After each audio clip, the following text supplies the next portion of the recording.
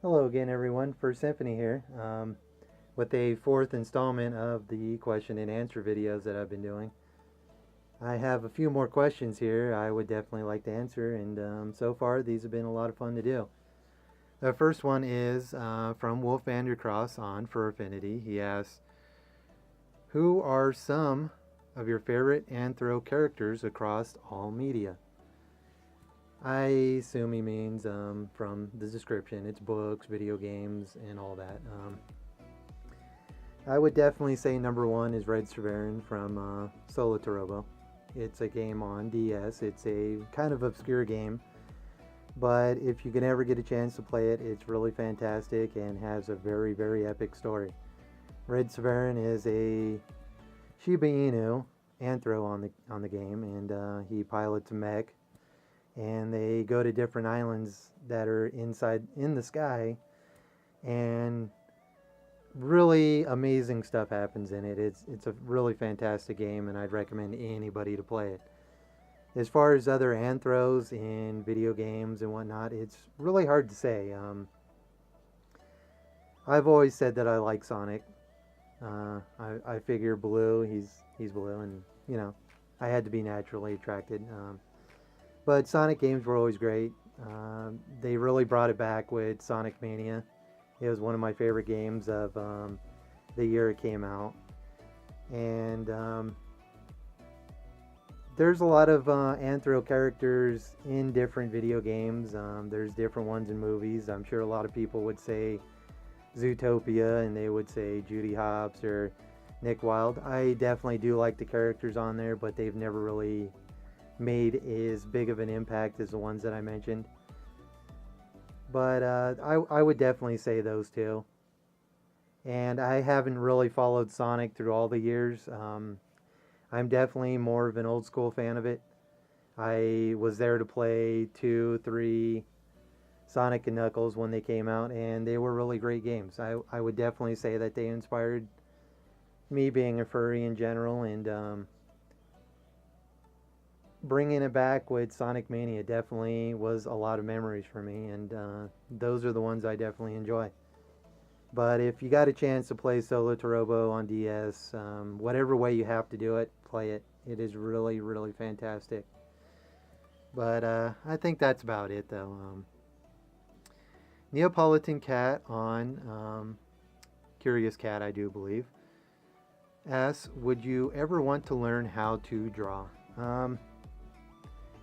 I always imagine that the curiosity and the artist in you is just something that's kind of there to begin with.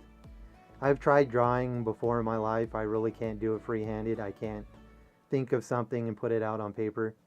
If I look at something and I recreate it on paper, I can usually do a pretty good job. But I really do think the talent is something that's kind of naturally born out of you, and something that you want to foster and become something greater. If somebody was teaching me how to draw and I could do it on just a limited basis, I would definitely enjoy doing that.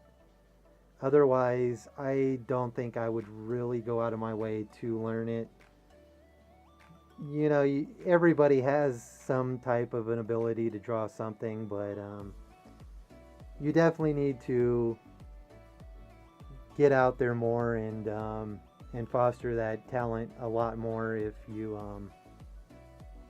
actually feel that you have the talent for it and you want to get out for it. I don't think that I could do it though. No, I definitely leave that for the to the real artists, and I don't think anybody wants to see my stick figures being animated. I just don't see myself doing it, but you never know. I would probably depend on the teacher too. So it's kind of up there in the sky for me if I would want to do that or not. The third question is from Anon on Curious Cat, and it was, "What would you do if a coyote stole all of your keys?" Now, this question isn't going to make sense at all. It's kind of an inside joke to the channel and the streams. It's something that I started as a joke with somebody I know on Telegram, and it just kind of comes from them sending links to me, and I always make a joke of they're stealing my keys. I know it's absolutely not going to happen, but it's always a fun joke. So the streams kind of made it to where it's kind of a stream coyote stereotype. I guess if they stole all my keys, I'd probably want to get some new ones though. It's such a strange question to be asked when nobody knows outside of the kind of inside group. But it's become kind of a funny joke, and I figured I'd put it on here as kind of a joke question. But I really do appreciate it, and it seems to have come from Eris or Blue inside of the stream, and I really do appreciate it either way. Thank you very much. The fourth question is from Anon, also on Curious Cat. Why are you and Neapolitan Cat like the cutest couple in the world? I have always said I don't know if that is or not. Neapolitan Cat is, of course, my significant other. I met her in Furry, and we have really always hit it off. We do think we're just a perfect couple for each other, and it's been great so far.